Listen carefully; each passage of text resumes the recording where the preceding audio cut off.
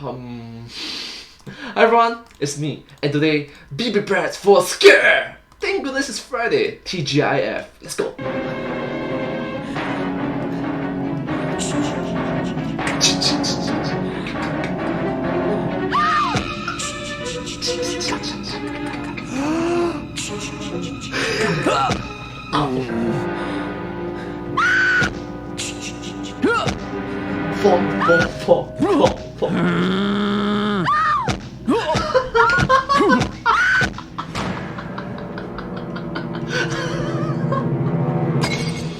Hello Internet, welcome to Film Theory.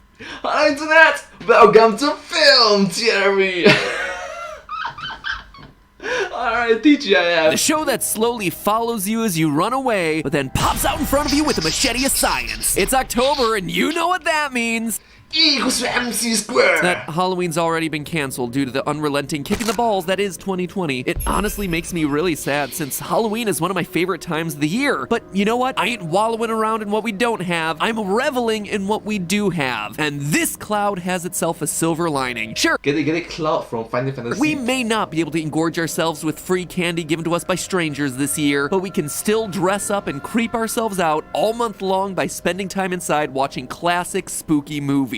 Yes, which is unfortunate because this video came out in the year 2020 and back then there's a global pandemic. Actually, you know what? Even right now there's still the global pandemic period, so sad. When it comes to Halloween horror staples, I've already covered Michael Myers and Freddy Krueger on the channel, but there's still one man missing from this trifecta of terror. You all know who I'm talking about. Released on May 9th, 1980, Oh my gosh, that's like 40 years ago 80, 90, 91, 0, 0 through 10, 10, 42 years ago! Spookiest season of them all. Friday the 13th was the smash hit that would launch one of the most iconic horror franchises in history. It would be the movie to introduce the world to the unstoppable killer, Pamela Voorhees, the vengeful mother who killed extremely hormonal camp counselors in her quest for revenge. Yeah, if you've never seen the original Friday the 13th, Jason isn't actually the killer of that movie. And even then, his iconic hockey mask isn't introduced until the third one. Anyway, when the series starts, his mother Pamela is the one doing all the killings because her son Jason drowned in the lake years before, when lustful camp counselors were too busy being stereotypical horror characters to save him. After his death, Pamela lost her head and tried her best to keep the camp permanently closed, but during the finale of Friday the 13th, she literally loses her head via decapitation. And this is where things get weird.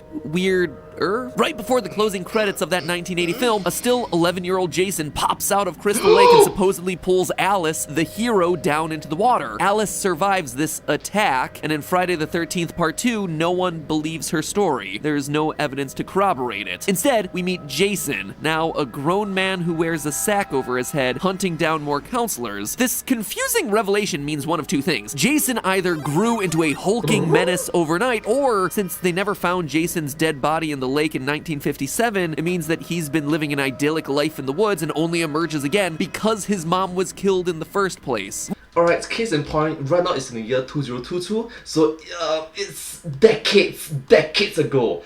It was before I was born, I'm pretty sure most of my audience before they were born, so yeah. Regardless of which of these two scenarios is true, a legend was then born. A legend who eventually travels to HE double hockey sticks and to space before settling down as a farmer of 5-leaf plants that'll get us demonetized. Seriously, the 2009 remake of Friday the 13th goes to some very strange places. Across the 12 installments released between 1980 and 2009, Jason became a pop culture icon. His recognizable hockey mask, the ridiculous kills, his infamous music, and most of all, his mastery of the element of surprise. You see, one would think that someone is... Wait a minute, first I'm gonna try the music, alright?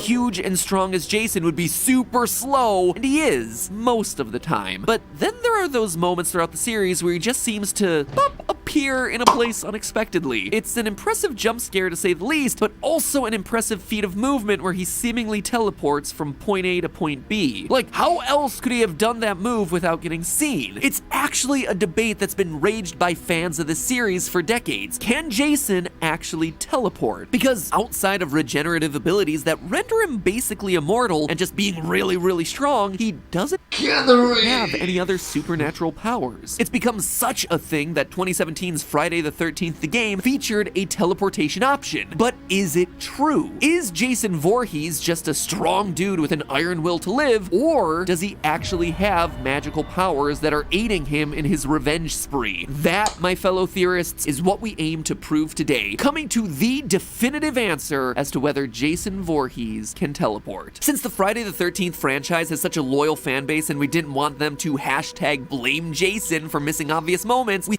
Get it. Jason is part of the team theorists in the game theorists, the film theorists, the food theorists, the GT Life.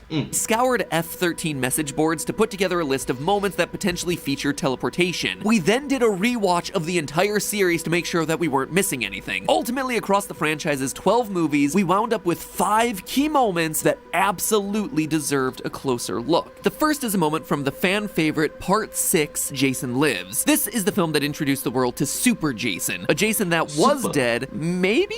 But then awakened when lightning hits the metal rod stabbed through his body. In the scene, a couple is driving to Camp Crystal Lake when they're halted in their tracks by Jason. Upset that the obviously threatening masked killer won't clear the road for them to pass, the male character Darren does what any sane person would do, force his girlfriend to drive forward, almost hitting the pedestrian before getting out his handgun and waving it around like an idiot. Needless to say, he dies fast. His girlfriend Lisbeth attempts to escape, and in true Friday the 13th fashion, falls over her own feet into a puddle and chooses to stay there. While in the puddle, she frantically reaches into her wallet and pulls out some cash to bribe Jason so he can buy a new machete or jumpsuit, I guess. However, when she looks up, he's gone. Seconds later, Jason lands down behind her and finishes her. So, was it teleportation or something else? What makes this one easy to debunk is something that we'll be seeing a lot throughout this episode. Lisbeth takes her eyes off of Jason for 8 seconds while searching for her wallet. This gives Jason plenty of time to run around a tree and, surprise, impale her from behind. Why do I know it's enough time? As a test, I walked in a straight line for 8 seconds, covering over 40 feet with no problem. Also, in Friday the 13th Part 2, we learned that Jason is totally capable of brisk jogs. And in Part 7, New Blood, he has the ability to explode through windows with surprising agility. Jason Voorhees is just an athletic guy who only chooses to rush when he wants to get that sweet, sweet kill. It's not surprising that Jason would run to the tree to the right of Lisbeth, throw her off her guard, and then jump in the air to land that brutal blow. Is it unnecessary? Absolutely yes. But remember, this is also a man who climbed a tree to drop down from it and land a brutal triple decapitation. In the end, Jason covered like 10 feet max, and Lisbeth would have never seen it as she was digging in her wallet the entire time. Friday the 13th Part 8, Jason Takes Manhattan gives us our next moment of teleportation. It starts with Jason reawakening yet again, this time after being electrocuted underwater. Looking for some fresh victims, he sneaks onto a boat named the SS Lazarus, haha, cute name there guys, and immediately starts bumping off high school graduates. One of those victims is Miles, who comes across Jason on the upper deck of the Lazarus boat. After an unsuccessful attack, Miles runs and climbs down a ladder. Normally, running away without tripping is a smart move in a horror film, and yet when Miles gets to the deck below, Jason's already waiting. Many point to this as Jason teleporting. I point to this as Jason not skipping leg day. This drawing shows the journey in red that Miles took. While climbing down the ladder, Jason in yellow could have easily jumped down to the lower deck like he's done countless other times in prior films. The nice thing about being a supernatural killer is that you have supernatural knees that can absorb supernatural impacts. Plus, notice Jason's heavy breathing after that scene, suggesting that he sprinted while Miles simply ran. Jason just got himself in some solid cardio. No, that's...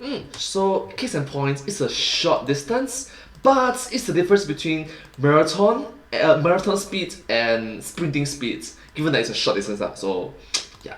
It's not what's inexplicable in the scene. What defies explanation is why Miles, on a completely open-air boat, decides that the only option he has is to escape straight up a ladder. He never considers running back to where he came from or, you know, jumping off the boat into the water. Nope, climb the ladder. Sure, that makes the most sense. I love how Jason just stands there and watches as Miles climbs, just thinking, can't believe that worked. Now, my buddy James from Dead Meat says that the ladder climb here shows Jason's ability to teleport. Guys, Did we mention that Jason can definitely teleport now? But I gotta disagree. There are 7 seconds when Jason is off screen. More than enough time for him to get up that ladder behind his victim. See how Miles slows and eventually stops as he gets midway up the ladder? Jason loves hiding in barns. He loves climbing trees so he can jump down to nail some awesome triple kills. He is a pro climber. No, the much harder to explain moment from this movie comes earlier with Eva Watanabe. In it, good girl Eva is chased, without falling again, by Jason into what I lovingly call the disco lounge. Once there, she runs around and learns that all the other doors in the room are locked.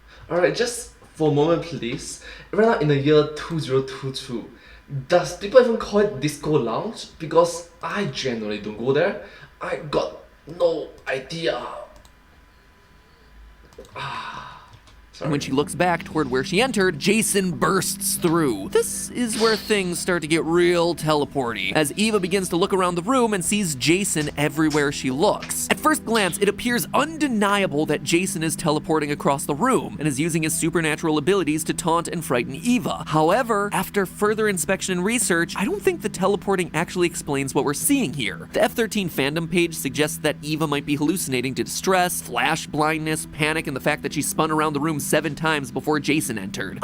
Or a collective of all of them. I'm actually inclined to agree with this interpretation, but for more detailed reasons. You see, 15 minutes before she meets her untimely end, we see Eva doing drugs with her friend Tamara. Though she initially refuses, Eva does eventually take a hit. This leads me to believe that what we're seeing in the disco lounge is a hallucination that's a mix of both fear and drugs. Notice that there appear to be 2 Jasons in this scene. The first one is the one that we see burst through the door and then move closer to the stage. We see that this Jason is breathing heavily. He awkwardly turns his head towards something. That head turn honestly makes 0 sense based on his position relative to her in the room. He's not even looking at where he would supposedly be moving to cut her off. It's very strange. But anyway, he's a Jason who is in very active pursuit of his prey. The second Jason, though, is just standing in front of the glass panel and never once moves. Like, not at all. He's not even breathing heavily. He's also standing under a purser sign. Now, a purser is someone on a boat who's responsible for all the money handling, the administrative duties, the accounting, which is weird considering a purser would probably hate doing their accounting in a disco lounge full of bad 80s music, but whatever. Anyway, it seems to me that the way this scene is Oh, do you just say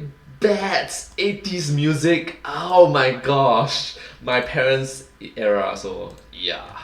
shot, it's meant to be Eva subconsciously reading the sign as pursuer, which is why she's hallucinating seeing the guy who is chasing her appearing under it. Between the stationary Jason, the sign, the constant spinning of the room, her being in a life-threatening situation, the added sensory overload of the loud music and the flashing lights, and all of it within an hour or so of her taking hard drugs, I think that this is just a confusingly shot hallucination scene. And now— True. And also, it's a collective of all these reasons. It's not just 1, 2 reasons, it's all of them. we go from Jason on the high seas to Jason in space! Jason X rejoins the Jason saga in the year 2455, but before we get there, we make a pit stop in 2010 to see Jason as a prisoner of the Crystal Lake Research Facility. For some reason, after decades of murder and full knowledge of his superhuman strength, the facility heads think it's totally fine having only one guard watching him round the clock. Surprise, surprise, Jason escapes and ambushes the soldiers who entered his chamber to move him to another facility. While he's murdering them, the film's main protagonist, Dr. Rowan, is standing outside the room listening to the budget-friendly carnage. Eventually, a soldier knocks down a door in front of Rowan, and while she's tending to him, the camera captures Jason standing behind her, breathing like he just sprinted to a store that was offering free machetes and self-help books about dealing with mother issues. So how could Jason throw a man through a door, but then just seconds later appear behind the person sitting there blocking said door? Thus asks Team Teleport, and thus answers theorist MatPat 2 exits. Watch this scene closely. After tending to the soldier thrown through the door, Rowan looks directly into the room that once held Jason captive. But earlier, when we saw the soldiers entering that room, there was an alcove. Look behind the soldiers as they march into the room, there was no door behind them. To enter, they had to walk through a door and then turn left to walk in towards Jason. This means very clearly that it's not the same door that Rowan is looking through later. This is less a moment of teleporting and more of Jason finding another exit to escape and then stopping to see that, whoops, there's another living witness, so gotta go kill her too. Wow, that means the camera work must be incredible, because we didn't notice that there were 2 doors. Interesting. hulking murder monster's work is never done, I suppose. And she would have gotten away with it too if she hadn't gotten too cocky and tried to taunt him in his cryogenic cell. Idiot. So with 4 potential teleport moments sufficiently debunked, we come to the granddaddy of them all. The most infamous moment that supporters of Team Teleport point to as the definitive moment of inexplicable Jason physics for the entire franchise. In Friday the 13th, Part 8, Jason Takes Manhattan again. Wait, it's a third scene from Jason Takes Manhattan? 3 out of our 5 examples are all from this one movie? Man, maybe that's why this one tends to top everyone's worst Friday the 13th list. Oh wait, no, it's definitely because it ends with him getting toxic waste dumped on him, causing him to melt until he reverts back to the scared child that he was when he died. Yep, that is how this one ends. And you wonder why I did a theory about teleporting rather than the lore of these movies. Speaking of teleporting, in our final and hardest to explain movie moment, we're not just dealing with one teleportation, we're actually dealing with 2 in less than a minute. In it, Jason, while pursuing a man down the street, seemingly teleports to the 2nd story of a building to throw him out a window, and then teleports back down to street level to finish him off. In this scene, Charles, soon to learn the definition of defenestration, looks Alright, the action of throwing someone out of a window behind him to presumably confirm the distance he is from Jason before entering an abandoned building. A 7-second pan up the building later and we see Charles launched out of a window faster than a religious official in Prague. Yeah, that is a deep-cut European history reference in your video about 80s slasher victims. Welcome to the channel. Anyway, Jason looks out the window and in another 7 seconds is standing over his target before drowning him in toxic sewage, which apparently just lays around in convenient barrels throughout the city of New York. So how did Jason get up and down the building without us ever seeing him enter or exit the door that we saw Charles go through? And how did he beat Charles up those stairs? Like Jason, I'm just gonna cut to the chase. Similar to what we just saw with Jason X, there's clearly a second entrance to the building. The biggest clue to this is when Jason appears 7 seconds later to finish off the deed. If you pay attention to the camera angle, Jason comes... I find it weird, if you reverse the footage, right? It's not him picking up the victim, it's him placing the victim down.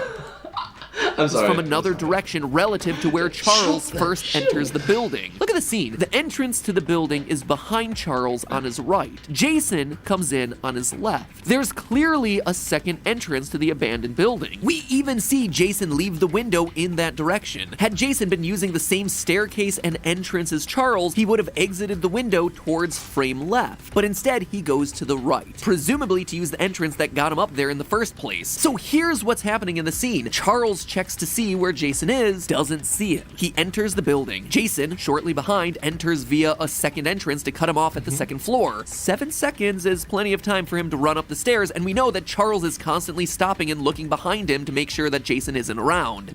Right, this rookie mistake, come on. No matter what your age is, no matter how experienced you are, how grown up you are, how mature you are, if you are not a good athlete, you can't boast about it. It's like, I'm not strong, all this. Rookie mistake. Jason makes it to the second floor. Your opponent is a super athlete.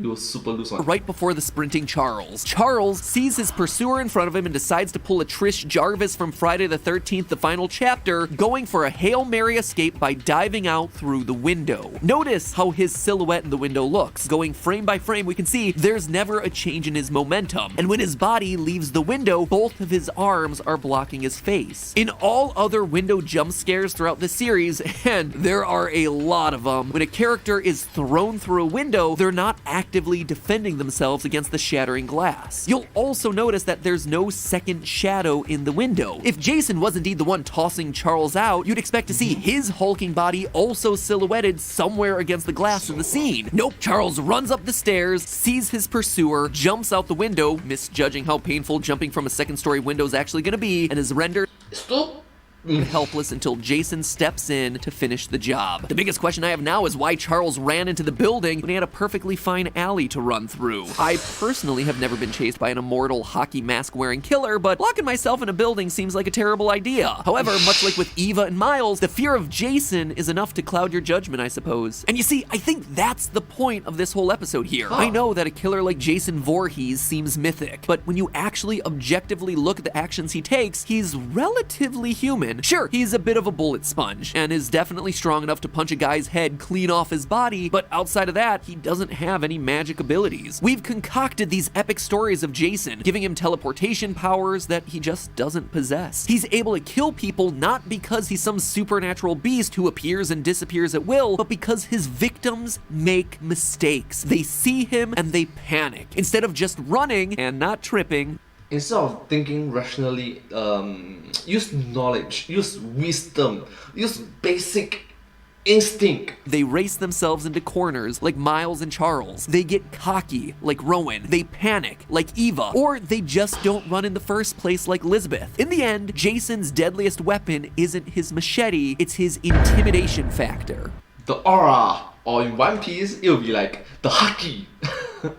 Conqueror's haki, sorry. And his machete. And the supernatural healing factor. You get the point. Anyway, it's all just a theory. A film theory. And before you teleport away to another video, if you're like me and you're in the mood for some Halloween scares, then check out our sponsor for today's episode, Shudder, the world's premier streaming service dedicated to all things horror, thriller, and supernatural. It is, in a very literal sense, the Netflix of horror movies. Not only do they have staples of the genre like Halloween and Texas Chainsaw Massacre, but also underappreciated classics like The Changeling, international horrors like the Japanese Dark Water, and so many new horror mainstays like Lovecraft's insane movie Color Out of Space. And best of all, unlike other platforms that just throw content onto them, Shudder is actually hand-curated, meaning that you're gonna get a high-quality movie no matter what you click on. That sentence originally said high-quality scares, but then I found the movie that I actually wanted to highlight for today's promotion, Tammy and the T-Rex, a movie that is so cringy, so delightfully bad, that it can't even get its own title right considering the main girl is named Tanny in the opening credits. You know how The Room and Troll 2 are just those iconic, so bad they're good movies? Well, Tammy and the T-Rex deserves its place on that list.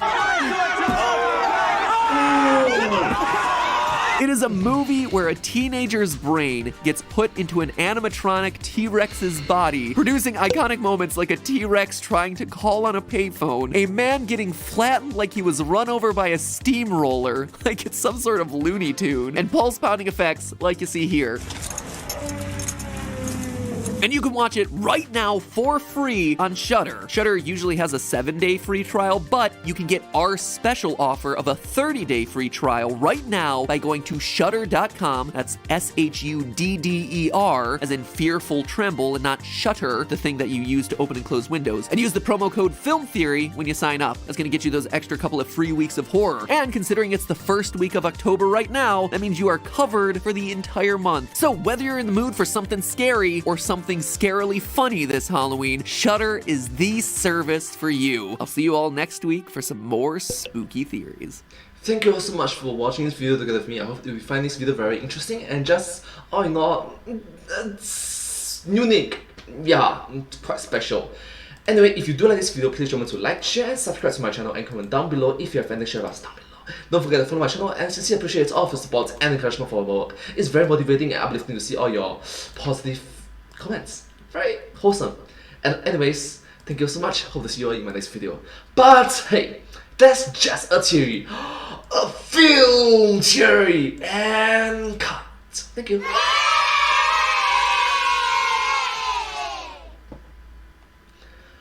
And I hope to see you all in my next video. Bye. Subscribe.